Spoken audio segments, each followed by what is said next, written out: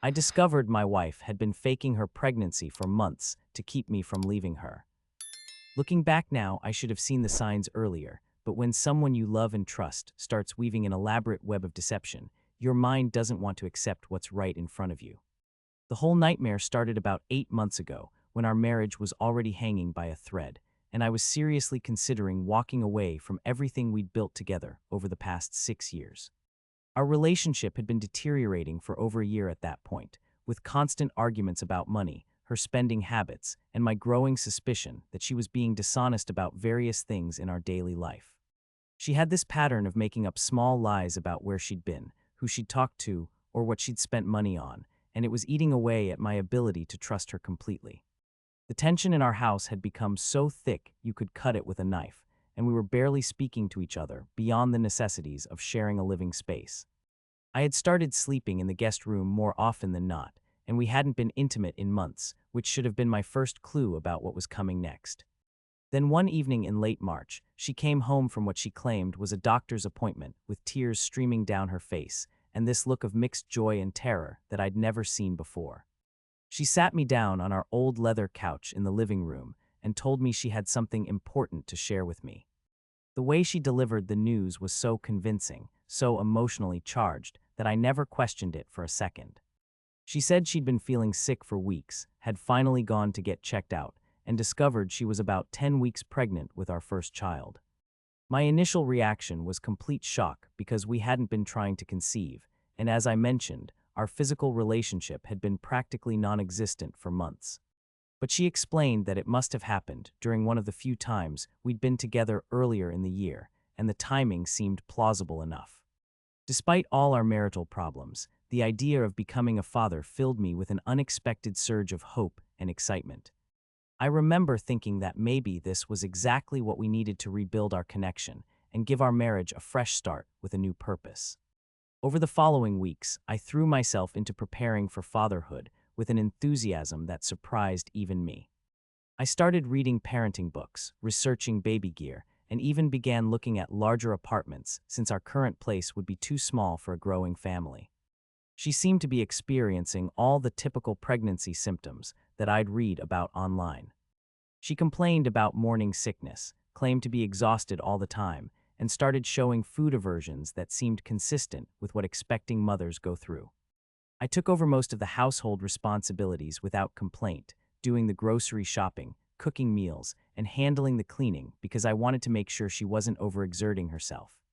Looking back, I realize how manipulative this whole setup was, but at the time, I was just trying to be a supportive partner.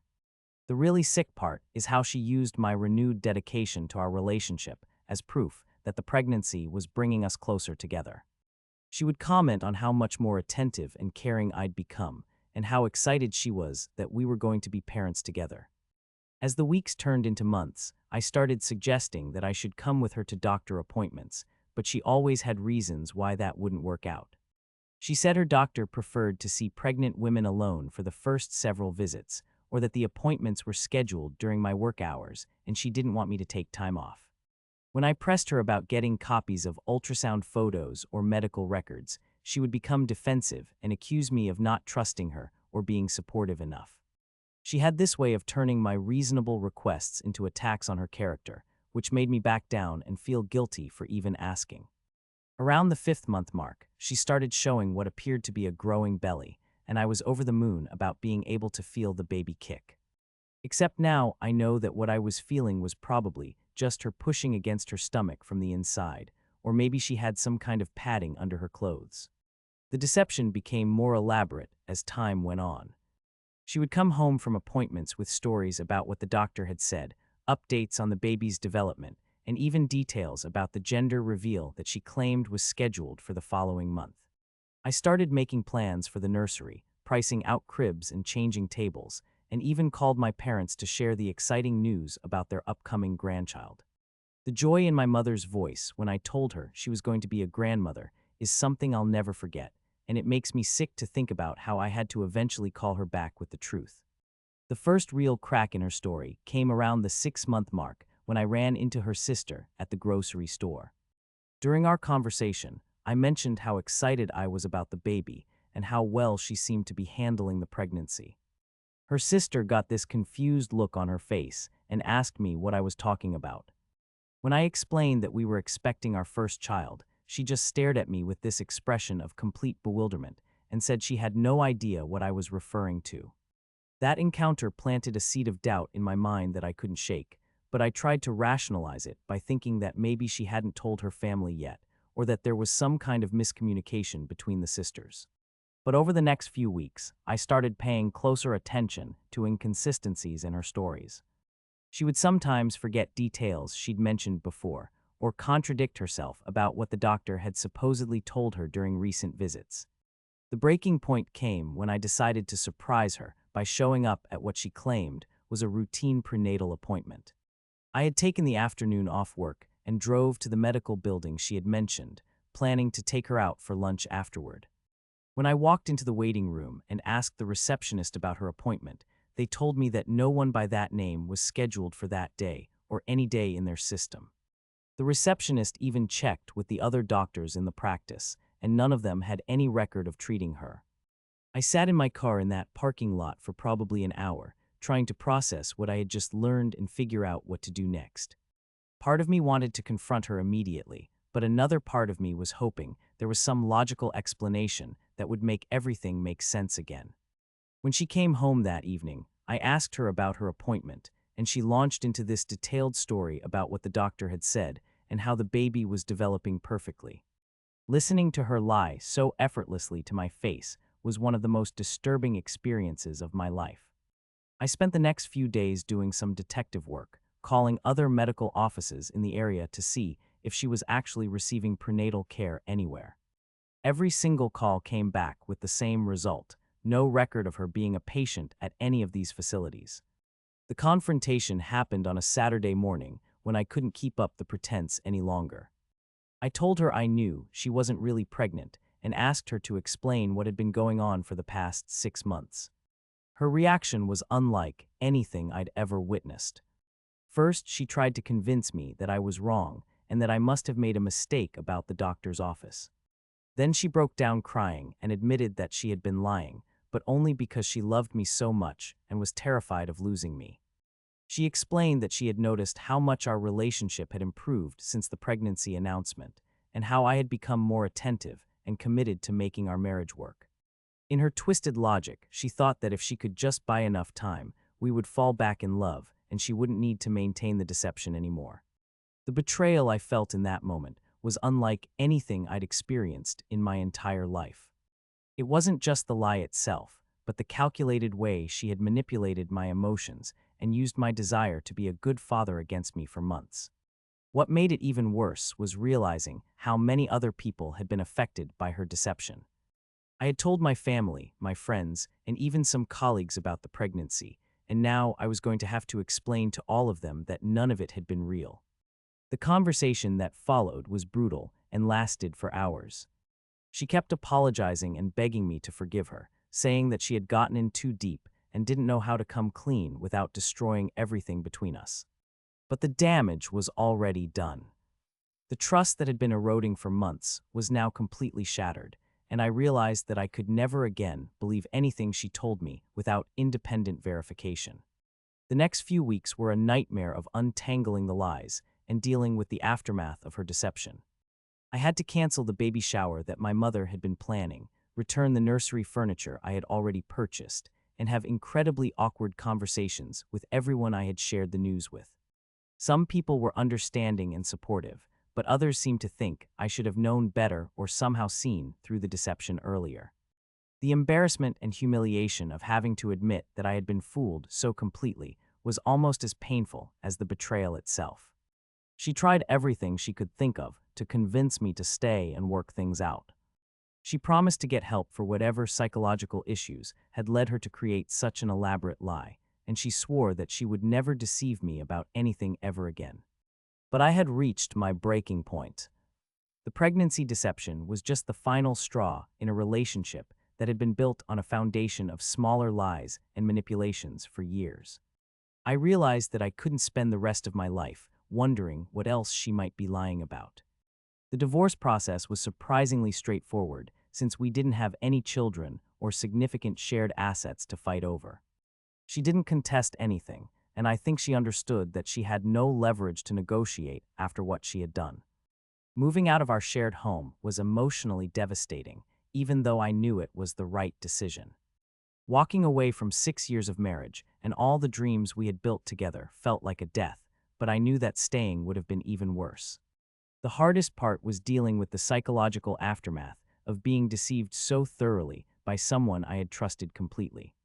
I found myself questioning my judgment and wondering how I could have been so blind to what was happening right in front of me. For months after the divorce was finalized, I struggled with feelings of anger, betrayal, and deep sadness about the loss of the relationship and the future I had imagined. I had to learn how to trust my instincts again and rebuild my confidence in my ability to recognize truth from lies. I also had to deal with the fact that the joy I had felt about becoming a father had been completely artificial, built on a foundation of deception. That experience made me question whether I would ever be able to trust those feelings again if I found myself in a similar situation in the future. The whole experience taught me some valuable lessons about the importance of trust in relationships and the red flags that I should have recognized much earlier. I learned that when someone shows you through their actions that they are willing to lie about small things, you should expect them to lie about bigger things as well. It also taught me that love alone isn't enough to sustain a healthy relationship. Without trust, respect, and honest communication, even the strongest feelings can't overcome the fundamental problems that exist between two people. Looking back now, about a year after everything came to light, I can see that the fake pregnancy was actually a twisted gift in disguise. It forced me to confront the reality of what our relationship had become and gave me the clarity I needed to make the difficult decision to leave. If she hadn't created such an elaborate deception, I might have continued to drift along in an unhappy marriage for years, never fully addressing the underlying issues that were slowly destroying both of us. The lie was so outrageous that it made the choice to leave much clearer than it might have been otherwise. I'm still working on rebuilding my life and learning to trust again, but I'm in a much better place now than I was during those final months of our marriage. The experience was incredibly painful, but it also helped me understand what I truly need and want in a relationship. The most important thing I learned is that authenticity and honesty are non-negotiable requirements for any future relationship. I would rather be alone than be with someone who thinks that lying and manipulation are acceptable ways to solve problems or get what they want. I also learned that it's important to trust your instincts when something feels off, even if you can't immediately explain why. There were so many small signs that something wasn't right, but I ignored them because I wanted to believe what she was telling me.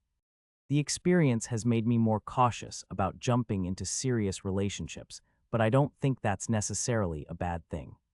I'm taking time to really get to know people and observe their behavior over time before making any major commitments.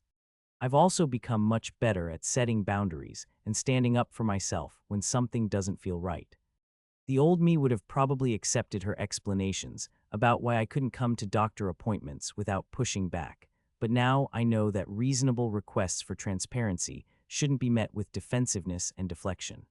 The whole ordeal was one of the most difficult experiences of my life, but it also taught me valuable lessons about myself and what I'm willing to accept in relationships.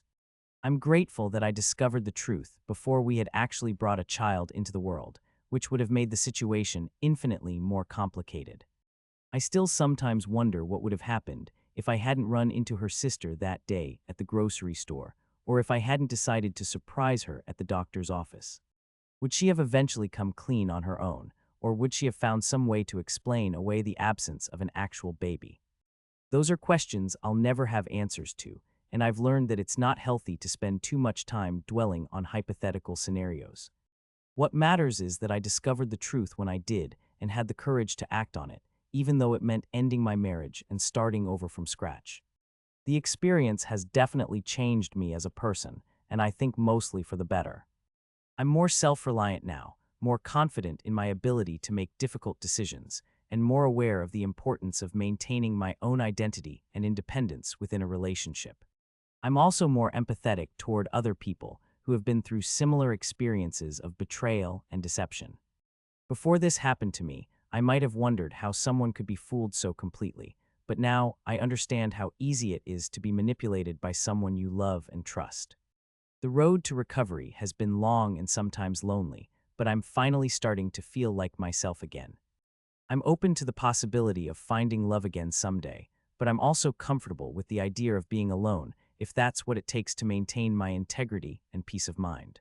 If there's one thing I want other people to take away from my story, it's that you should never ignore your instincts when something feels wrong in a relationship. Trust is the foundation of any healthy partnership, and once that foundation is cracked, it's almost impossible to repair it completely. The fake pregnancy was the most extreme example of deception I've ever encountered, but it was really just the culmination of years of smaller lies and manipulations that I had been willing to overlook. If I had addressed those earlier red flags when they first appeared, I might have been able to save myself months of heartache and humiliation. But I've learned not to regret the choices I made or blame myself for being trusting and believing in someone I loved. The fault lies entirely with her for choosing to deceive me rather than addressing our relationship problems honestly and directly. The experience has taught me that sometimes the most loving thing you can do for yourself is to walk away from a situation that is harming you, even if it means disappointing someone else or ending something that once brought you joy. I'm still processing all the lessons from this experience, but I'm confident that I'll be able to use what I've learned to build healthier relationships in the future. The fake pregnancy was devastating, but it also gave me the clarity I needed to understand what I truly want and need in a partner. Most importantly, it taught me that I have the strength to survive even the most shocking betrayals and come out stronger on the other side. That's a lesson I hope I never have to use again, but I'm grateful to know that I have that resilience within me if I ever need it.